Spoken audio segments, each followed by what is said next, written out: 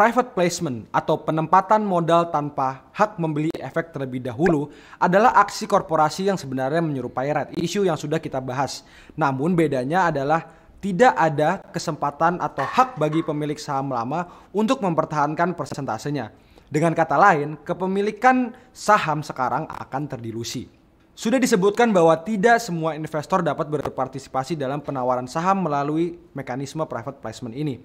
Sebab hanya investor yang sudah terakreditasi dan terpilih yang dapat ikut serta.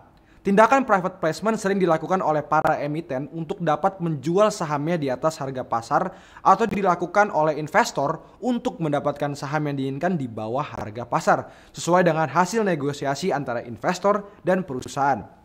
Tujuan private placement adalah tentunya untuk meningkatkan modal perusahaan dan atau untuk membayar hutang. Dampak dari adanya private placement adalah yang pertama terjadinya dilusi saham. Bagaimanapun, mekanisme private placement dilakukan dengan cara menerbitkan saham baru dari suatu perusahaan.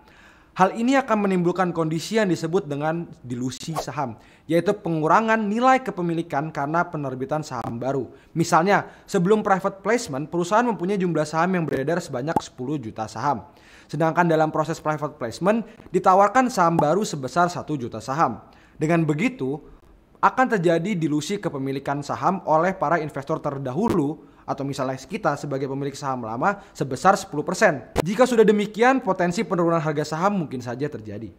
Dampak kedua adalah terjadinya kenaikan harga saham secara signifikan karena biasanya market melihat private placement sebagai isu yang positif, terutama jika perusahaan menggunakan dana hasil private placement untuk kegiatan ekspansi bisnis, membeli alat investasi-investasi baru, dan berbagai hal produktif lainnya. Oleh sebab itu, kita sebagai investor dapat memanfaatkan momentum